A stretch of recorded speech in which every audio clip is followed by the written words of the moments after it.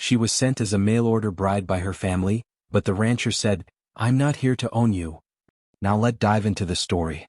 The rain had not let up all morning. It beat against the small windows of the Dawson home, dripping steadily from the roof, pooling in the dirt yard outside. Inside, the air was heavy with dampness, and the faint smell of boiled oats lingered in the kitchen. Emily sat at the rough-hewn table, her hands clasped tightly in her lap, trying not to notice the way her father's boots scraped against the floorboards as he entered. He carried an envelope in his hand, the kind of thing usually reserved for important business. The seal was still unbroken, red wax pressed neatly, almost ominously. Without a word, he set it down in front of her. "Read it," he said, his voice clipped in without kindness. Emily hesitated. The envelope felt heavy in her hands, heavier than paper had any right to be. She slid her finger beneath the seal and unfolded the stiff page inside. As her eyes traveled down the words, her breath caught in her throat. It was a contract. Her name written clearly, the passage west already arranged. Her heart stuttered at the words mail-order bride in Dakota Territory. A man's name stood at the bottom, Jacob Hale, rancher. Emily's lips parted, but no words came at first.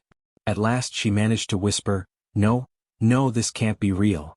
Her father didn't even look at her. "It's settled. Your train leaves in 3 days." Her gaze snapped up to him, wide and desperate. 3 days? "Father, please, this is madness. You mean to sell me off to a stranger?" He slammed his hand against the table, the tin cups rattling from the blow. "Enough. You'll do as you're told. You've seen the ledgers. You know what's owed. Do you think your sisters can eat on wishes and tears? This," he jabbed a finger toward the letter, "is the only way." Emily's throat tightened. She turned, seeking her mother, who sat quietly near the fire. Her mother's knitting needles moved slowly, though her eyes were rimmed red with weeping. "Mother?" Emily's voice broke as she begged, "Say something. Tell him this isn't right." Her mother's hands stilled, the knitting sliding into her lap. For a long moment she only stared into the fire, and when she finally spoke, her voice was weary and trembling. "Oh, Emily, if there were another way I would take it. But what choice do we have? Your father cannot keep this house and the children must be fed. At least," her voice faltered, "at least the rancher will provide for you." Tears burned Emily's eyes, but anger rushed in behind them. "Provide for me? Or own me? You're sending me like cattle as though I have no say." Her father's jaw hardened. "Better cattle than a burden," he snapped. "You will do your duty." Emily pushed back from the table, her chair scraping loudly against the floor. She rushed into her small bedroom and slammed the door, her chest heaving with sobs. She pressed the letter against her heart, hating it, fearing it. Her reflection in the cracked mirror showed a young woman with freckled cheeks, fiery auburn hair braided neatly down her back, and eyes too wide, too innocent for the weight thrust upon her. She hardly recognized herself as she whispered hoarsely, "God help me. I'm being sold." The storm outside grew heavier as night fell, the rain battering the roof like a mournful drum. Emily lay awake, staring at the low beams of the ceiling. The house that had always been her world now felt like a cage pressing her toward an uncertain fate. And yet, in the silence between the raindrops, something stirred inside her, a fragile spark of defiance. If she must go, then she would not go as a broken thing. She would go with her head high, with her voice still her own. 3 days later, the whistle of the train pierced the morning air as steam curled above the station platform. Emily stood with her small suitcase at her feet, her bonnet tied snug beneath her chin. The letter was tucked safely in her pocket, the letter that had changed her fate. Her heart trembled, but her back was straight. She was leaving everything she had ever known, stepping into a life not of her choosing. And yet, for the first time, she wondered if perhaps, in that faraway land, she might still find a way to choose herself. Far to the west, where the land stretched wide and wild beneath an endless sky, Jacob Hale worked alone in the corral. The sun was low, dipping behind the buttes, and the air was sharp with the scent of horses and dust. He tightened the last fence post, his hands raw and blistered, but he didn't complain. Hard work was the rhythm of his life. Jacob was a man of few words, tall and broad-shouldered, with dark hair that curled at the nape of his neck and eyes the color of the deep earth. Those who knew him in town called him steady, trustworthy, but lonely. His wife had died years ago before they had children, leaving him to bury love deep beneath his silence. Since then, the ranch had been his only companion. He wiped the sweat from his brow and leaned on the fence rail when he heard the creak of the back porch steps. His sister, Martha, stood there with a folded paper in her hand, her expression caught between guilt and hope. Jacob narrowed his eyes. "What's that you're hiding?" Martha sighed and came down to him, holding out the paper. "Before you get angry, just hear me out." He took it, scanning the neat handwriting. His jaw tightened as he realized what it was: a reply to an advertisement for a mail-order bride. His name was written plainly on it. "Martha," he growled, his voice low and dangerous, "you didn't." Her hands twisted in her apron. "You're alone out here, Jacob. You work yourself to the bone." "I thought." "You thought wrong," he snapped, tossing the paper back at her. "I didn't ask for this. I don't need a wife." She caught the paper against her chest, her eyes brimming. "Don't you see? She's already on her way. The train comes in 2 days. You can't just leave her stranded in a place she doesn't know." Jacob swore under his breath and turned away, running a hand through his hair. His sister's voice followed him. "She's not just a parcel you can send back. She's a woman. Maybe she didn't have a choice in this either." That stopped him. Slowly he turned, the weight of her words sinking in. He knew what it was to have choices stolen. Life had taken his once, when it claimed the woman he loved. He could almost picture the girl now, whoever she was, arriving with nothing but fear and a suitcase. He clenched his fists. "I don't want a wife forced on me. I won't be that man, Martha." His sister softened. "Then don't be. But at least meet her. Make sure she's safe. If you truly can't bear it, help her find another way." The silence stretched between them, broken only by the restless stamping of horses in the corral. At last Jacob gave a long, weary sigh. "All right. I'll meet her," he said. "But she needs to understand one thing. She's not mine. I'm not here to own anyone." Martha nodded, relief in her eyes. As night fell over the ranch, Jacob sat on the porch with his pipe, staring out at the vast horizon. The stars were sharp above the prairie, glittering like cold fire. Somewhere out there, a train was cutting through the night, carrying a young woman who believed she was coming to be his bride. He shook his head, his heart heavy with uncertainty. Whatever lay ahead, it was not the life either of them had planned. The train whistle echoed across the small frontier town, a long, mournful sound that stirred dust from the street and sent children running to the station platform. Emily pressed her gloved hands against her skirt, clutching her suitcase tightly as the iron wheels screeched to a halt.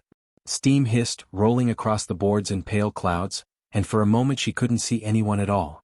Her heart pounded in her chest. Would he be here? Would he even want her? Through the shifting steam, a figure appeared at the edge of the platform. He was tall, broad-shouldered, with a worn hat pulled low against the sun. He stood with his hands resting on his belt buckle, calm as stone, but his eyes, dark and steady, swept over the arriving passengers. When those eyes found hers, Emily felt the ground tilt beneath her feet. He tipped his hat politely. "Miss Dawson?" Her throat went dry. She nodded, clutching her suitcase tighter. "Yes, you must be Mr. Hale." There was a pause, long enough for the sounds of the station, shouts, the clang of metal, the shuffle of boots, to swell around them. He studied her with a look she could not read. It was not hunger nor possession, but neither was it indifference. At last his voice came quiet but firm. "I'll be plain with you. I never sent for a wife." The word struck her like a slap, and for a moment she couldn't breathe. She had been sent across half the country, only to be rejected before she'd even spoken a word. Jacob's gaze softened as he saw her shoulders tremble. He shifted, removing his hat, his tone gentler now. "I don't mean to frighten you. You've been sent here under false promise. That wasn't my doing. But I'll not send you into the cold either. You'll have a roof and food as long as you need it." Emily's lip trembled as she found her voice. "Then, what am I to you, sir?" He looked straight into her eyes, and for the first time she saw the depth of him. The grief, the solitude, the stern kindness beneath the rough exterior. "You're not mine," he said softly. "Not property, not possession. You don't belong to me. Not unless you choose it." Her breath caught. She had expected command, ownership, perhaps cruelty. Instead his words were, freedom. Strange, terrifying freedom. The station master bustled past, grumbling about luggage, and the sound broke the moment. Jacob reached for her suitcase. "Come on," he said. "It's a long ride to the ranch. You'll be safe there until you decide what you want." She hesitated, then placed the handle into his waiting hand. His grip was strong, steady, but not forceful. Together they walked off the platform, past the curious stares of townsfolk who whispered behind their hands. Emily held her head high, though her heart was trembling. As they reached the wagon waiting at the edge of town, Emily stole a glance at the man beside her. A stranger yet not cruel. A protector perhaps. She could not yet tell. But as Jacob helped her climb into the wagon, one thought echoed in her mind. For the first time in my life, someone has told me I belong to myself. The horses started forward, hooves kicking up dust, carrying them both toward an uncertain future. The wagon wheels rattled over dry earth as they left the town behind. Emily sat stiffly on the bench, her hands folded tightly in her lap, trying not to let Jacob see how the endless prairie unsettled her. The land stretched as far as her eyes could reach, rolling grasses broken by rocky outcrops, the sky vast and unforgiving. It was beautiful in its way but also merciless, as if it could swallow her whole. When the wagon crested a rise, she saw it at last, the Hale Ranch. A sturdy clapboard house stood on the rise of a hill, its paint weathered by sun and storms. Fenced pastures spread outward, dotted with cattle, and a large barn leaned strong against the wind. Smoke curled from the chimney, promising warmth inside. Jacob glanced at her from beneath the brim of his hat. It's not much to look at, but it stood longer than most in these parts. Emily swallowed, nodding. It's larger than I imagined. Martha Hale was waiting on the porch when they arrived. She hurried down the steps, skirts gathered in her hands, and before Emily could react, she pulled her into a warm embrace. "You poor thing," Martha said, her voice kind but brisk. "You must be worn thin from the journey. Come inside, child. We'll see you fed." Emily was too stunned to resist. No one had called her child in years, and certainly not with such care. For a moment her throat ached with homesickness, but Martha's motherly fussing soothed her trembling heart. Inside, the house smelled of fresh bread and wood smoke. A quilt was spread across the back of a rocking chair, and the table was neatly laid with mismatched dishes. It felt lived in, solid, not grand but steady. Over the following days, Emily found herself learning the rhythm of the ranch. She rose at dawn to the crow of a rooster, her hands quickly finding work in the kitchen alongside Martha. Though she had grown up in the city, she learned to gather eggs, wash clothes in the creek, and knead dough until her arms ached. She found an unexpected joy in these simple tasks. For once, her work was not just duty, it meant something. Jacob kept mostly to the fields and barns, tending cattle and repairing fences, but Emily often caught him watching her when he thought she wasn't looking. At first, she mistook his silence for judgment, but over time she realized it was caution. He carried himself like a man guarding his heart. One afternoon she followed Martha out to the corral, where a restless colt stamped and snorted against the fence. Jacob was inside, moving with slow, deliberate steps, his hand outstretched. The horse tossed its head, ready to bolt, but Jacob's voice was low, patient. "Easy boy, easy now. I won't force you. You'll come when you're ready." Emily watched, her breath catching. There was power in Jacob but also gentleness. The horse calmed, finally lowering its head to his hand. Jacob stroked its mane with a small, quiet smile.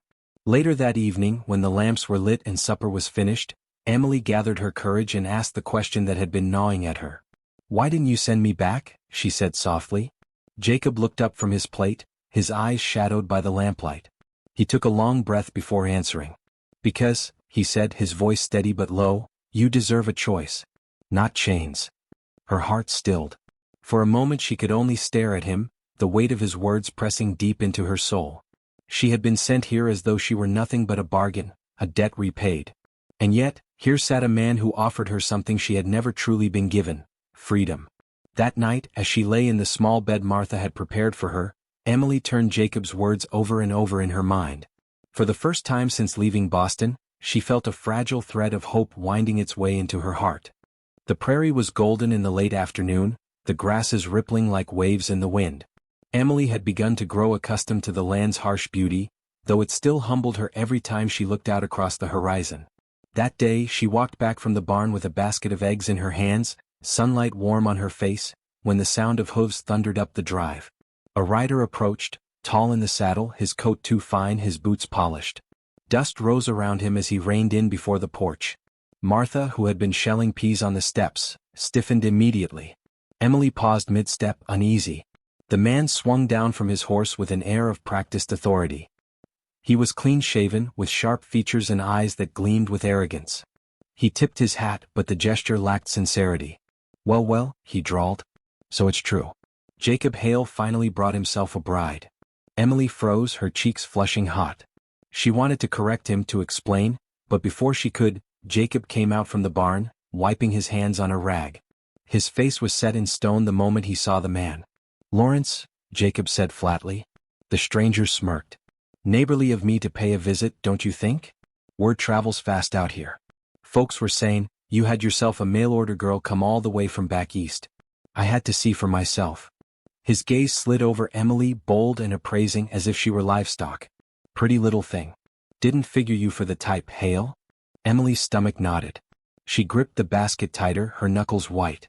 Jacob stepped forward, his voice low but firm. "That's enough." But Lawrence only chuckled. "Don't get so riled. If she doesn't suit you, I'd be glad to take her off your hands. Women are scarce out here. Always room on my ranch for another." Emily felt the blood drain from her face. She had feared this exact fate, that she would be traded like property, passed from man to man without say. Jacob's eyes darkened, his stance shifting as though he might strike. "She's not stock to be bartered. She's not for you, Lawrence. Or for me. She's her own." The other man sneered. "High talk for a rancher living alone in the dust. Careful you don't let your pride starve you." He tipped his hat again, mocking this time. "I'll be seeing you, Miss Dawson." With that, he mounted his horse and galloped off, leaving a swirl of dust in his wake. Silence hung heavy after his departure. Emily's heart pounded in her ears, her hands still trembling around the basket. She stared at Jacob, searching his face. "You," her voice shook, "you told him I wasn't yours." Jacob looked at her, then really looked at her, his gaze steady as the ground beneath him. "Because you're not. No man has the right to claim you like that. Not him. Not me." Emily's eyes blurred with tears she hadn't expected. She turned quickly, setting the eggs down before her hands betrayed her emotion.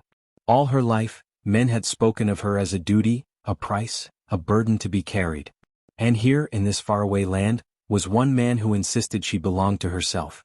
That night, as the crickets sang in the grass and the wind whispered against the eaves, Emily lay awake in her narrow bed. Lawrence's words still echoed, cruel and taunting, but it was Jacob's voice that lingered deepest, steady and unwavering. "You're her own."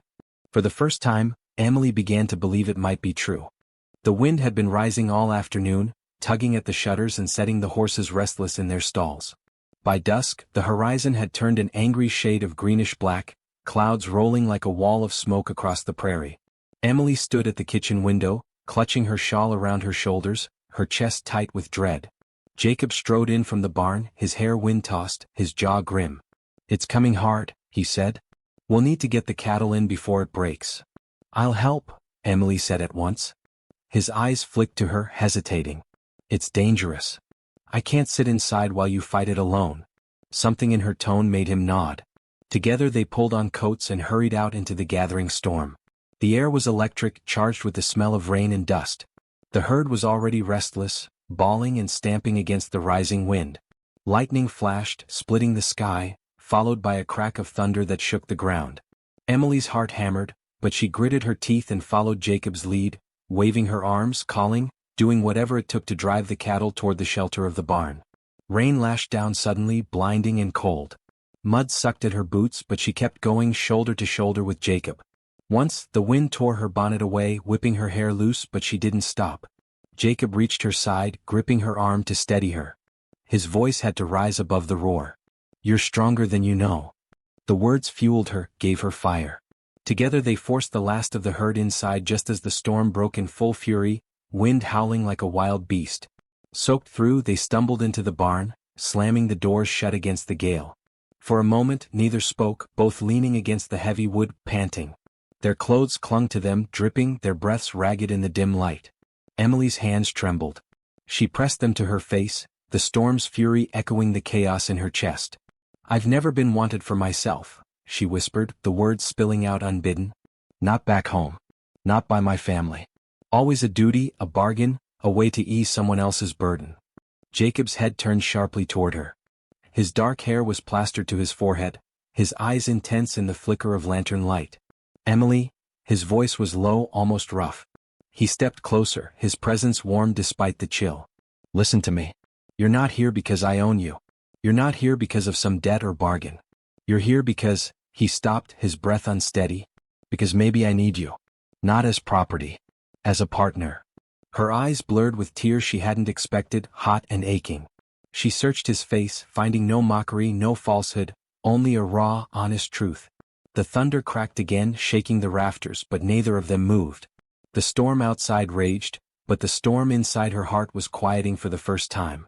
Emily swallowed, her voice trembling. I don't know if I can trust it yet. But I want to. Jacob's hand, calloused and steady, lifted slowly, hovering as though to touch her cheek, then withdrawing at the last moment. He gave a small, sad smile. Then that's enough, he said softly. We'll wait for the rest. The storm howled on, but in that dim barn, something fragile and new had taken root. The storm had passed, leaving the prairie washed clean, the grass glistening under the morning sun. The ranch felt different now, quiet yet charged as though something had shifted during the night. Emily rose early, her body aching from the labor of the storm, but her heart restless. She had not slept much, Jacob's words circling in her thoughts like embers refusing to die. By midday the sound of hooves echoed up the drive again. Emily stiffened, her hands going cold. Lawrence. He sat tall in the saddle, his smirk as sharp as a blade, and behind him trailed two ranch hands as though to prove his power. Jacob stepped out onto the porch, his stance calm but firm. Martha lingered behind him, worry written across her face. Well, Hale, Lawrence drawled, sliding from his horse, I reckon the storm didn't take you or your cattle. Fortunate. But I've been thinkin' on your situation. Seems plain to me that girl doesn't belong here with you. Why don't you quit fooling yourself and let her come with me where she'll be appreciated? Emily froze where she stood by the corral, every muscle tense. His gaze turned to her, bold and hungry. What do you say, Miss Dawson? A man like me could give you better than this dust and toil. Before Jacob could speak, Emily moved. She walked forward, her boots crunching against the gravel, her spine straight as an arrow. She stopped halfway between the two men, her voice clear, carrying across the yard. I am not a sack of grain to be passed from one man to another, she said, her freckled face flushed with fire. I do not belong to you. Nor to anyone. Lawrence blinked, surprised, then let out a sharp laugh. Is that so? You think you've got choices out here? You're a woman alone. You won't last a month without a man to keep you. Emily's heart thudded, but her voice did not falter. Then it will be by my choice who I stand beside. And it will never be you. Jacob's eyes softened, pride flickering across his usually guarded face. He stepped down from the porch, stopping just behind her, though he made no move to touch her. His voice was calm, steady. You heard her, Lawrence. Time to ride on. Lawrence's smirk faltered, his pride stung. But the defiance in Emily's eyes, and the quiet strength in Jacob's stance, left no room for argument. With a scowl, he mounted his horse and spat in the dust. You'll regret it, he muttered before wheeling away, his men following. The yard grew still again. Emily's knees trembled, but she stood her ground, her breath coming quick. Jacob's voice came softly behind her. Emily. She turned, meeting his gaze. There was no demand in his eyes, no claim. Only waiting. Only hope. Slowly she stepped closer, her voice low but clear. You said you wouldn't own me. That I had a choice.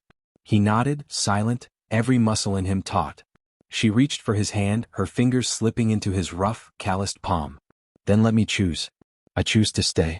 Not because I must. Because I want to. For a moment, Jacob's breath caught, and the guarded weight he had carried for years seemed to ease from his shoulders. His other hand rose, brushing gently against her cheek, this time without hesitation. They stood together in the sunlight, no contracts, no bargains, no debts. Just a man and a woman bound by respect and the fragile, growing promise of love. Behind them, Martha wiped at her eyes with her apron, a smile breaking across her face. And as Emily lifted her gaze to the endless sky above the prairie, she felt, for the first time, not sent, not sold, not trapped, but free.